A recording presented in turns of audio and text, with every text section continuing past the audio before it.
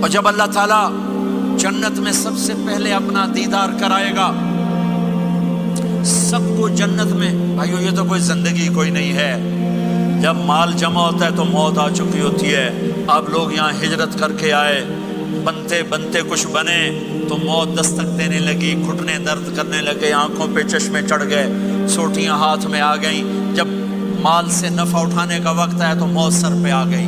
یہاں کے ہر انسان اس مشکل میں گرفتار ہے، جب اپنی دنیا سے کمانے کا حاصل کرنے کا وقت آتا ہے تو موت دستک دے رہی ہوتی ہے، اور موت تھوڑا پیچھے ہٹ جائے تو بڑھاپا تنگ کرنے آ جاتا ہے، بیماریاں تنگ کرنے آ جاتی ہیں، پریشانیاں سر پہ آ جاتی ہیں۔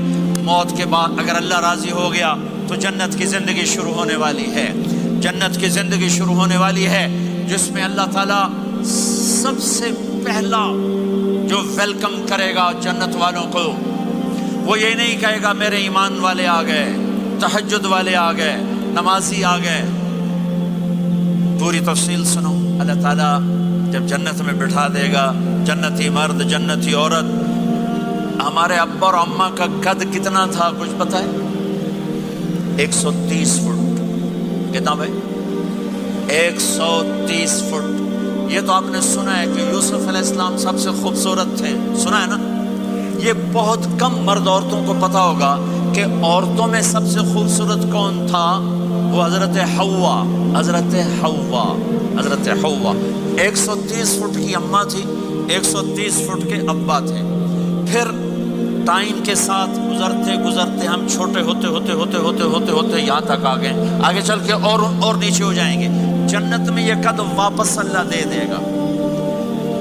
جو ہمارے ملک کا کلچر جنہیں یاد ہے انہیں یاد ہوگا، ایک قوم ہوتی ہے مراسی، پتہ ہے نا؟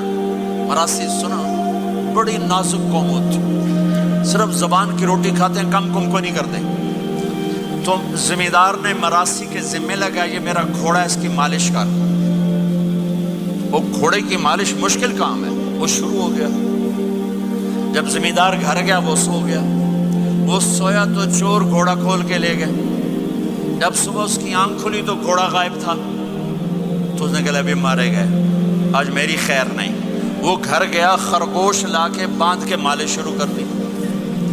جب تھوڑی دیر بعد زمیندار باہر نکلا، اس نے کہا میرا گھوڑا کی دیکھے جی آئے کھلوتا ہے۔ اس نے کہا تیرا ستیہ ناس ہوئے، گھوڑا ہے تو خرگوش ہے، صحیح گھوڑا ہے، ساری رات مالش کی تھی تو گھس گھس گھس گھس گھس گھس گھس اے آ کھلوتے۔ ہمارے اماں ابا تھے 130 فٹ، پیسج آف ٹائم، گھستے گھستے گھستے یہ ہمارے قد آ گئے۔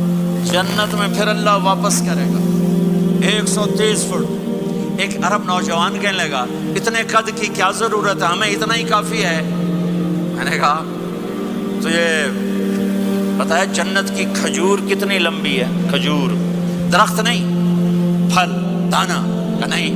میں نے کہا جنت کی کھجور 25 فٹ لمبی ہے، دانا 25 فٹ کا ایک دانا ہے۔ وَتَمْرَتُهَا 12 ذِرَاعًا، تو ہے 5 فٹ، تو کھجور کے نیچے سے گزرا، اوپر سے ایک دانہ تیرے سر کے اوپر گرا، تو تا وچے مر جاؤنا۔ پھر مسرات سے معذرت کے ساتھ جنت کی حور کا قد ہے 130 فٹ اور تو گیا 5 فٹ، وہ تو تجھے جیب میں ڈال لے گی۔ پھر پوچھے میرا ہسبینڈ کدھر گیا ہے؟ اور وہ جو لباس پہنتی ہے، لباس وہ 3 میل کے ریڈیس میں گھومتا ہے، 3 میل، 3 مائل کے ریڈیس میں اس کا لباس گھومتا ہے۔ کسی ایک کو جج پا کے انہیں بھول جاؤنی کہ ہسبینڈ گیا کدھے۔ لہٰذا تمہیں بھی 130 فٹ کرے گا، ان کو بھی 130 فٹ کرے گا، اور وہ جنت کی لڑکیاں تو پہلے 130 فٹ ہیں۔ ام سلمہ نے پوچھا یا رسول اللہ جنت کی عورت کا درجہ بڑا ہے یا ایمان والی عورت کا؟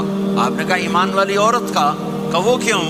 کہا بصلاتہن وصیامہن وعبادتہن، جنت کی عورت نماز نہیں پڑھتی، ایمان والی عورت نماز پڑھتی ہے۔ جنت کی عورت روزہ نہیں رکھتی، ایمان والی عورت روزہ رکھتی ہے۔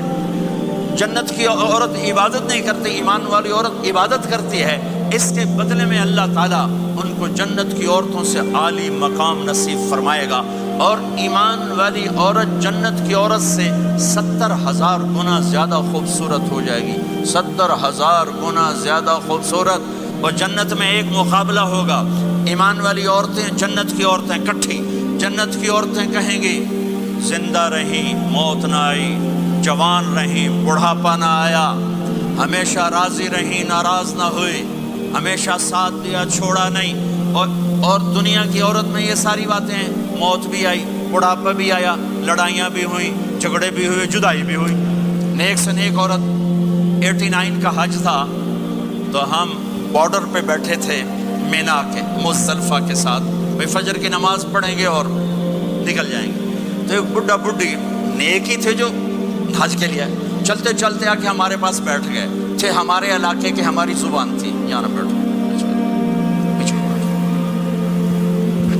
تھوڑی دیر گزری تو بڈھا کہنے لگا وہ ٹھیٹھوری ہے، سائے سفر پہ ہے، وہ کہنے لگی میں تھک پئیاں میرے کو نہیں ٹوریا جاتا۔ تو بڈھا کہنے لگا کہ شیطان بھی چوٹنا ہے، وہ شیطان کو بھی مارنا ہے، کام ڈھیر سارا چلیے۔ وہ کہنے لگا میں تھکی ہوں، میں کوئی نہیں جانتی۔ دونوں کی لڑائی شروع ہو گئی، مزدلفہ میں لڑائی شروع ہو گئی۔ بڈھا کہنے لگا اتھے پیکے کوئی نہیں جتھے رستے لگی جیسے اگاں ہی ٹرنا ہے۔ اب پتہ نہیں سمجھ میں آیا کہ نہیں، بات بڑی مزدار ہے۔ وہ کہنے لگا ادھر ماں باپ کوئی نہیں، ناراض ہو کے چلی جائے گی، چل اگاں ٹرنا ہے۔ تو یہ دنیا کی عورت میں تو لڑائی بھی ہے، جھگڑا بھی ہے۔ آپ نے کہا عائشہ جب تو ناراض ہوتی ہے نا مجھے پتہ چل جاتا ہے۔ حضرت عائشہ نے کہا وہ کیسے؟ کہ جب تو ناراض ہوتی ہے نا میرے اوپر تو قسم اٹھاتے ہوئے کہتی مجھے ابراہیم کے رب کی قسم، اور جب تو خوش ہوتی ہے تو کہتی ہے محمد کے رب کی قسم۔ یہ تو سب سے پاکیزہ گھروں میں بھی یہ ہو رہا ہے، اونچ نیچ ہو رہی، کھٹپٹ ہو رہی ہے، کھٹپٹ ہو رہی۔ تب ایمان والی عورتیں کیا جواب دیں گی؟ وہ کہیں گی ہم نے نماز پڑھی تم نے نماز نہیں پڑھی، ہم نے روزے رکھے تم نے روزے نہیں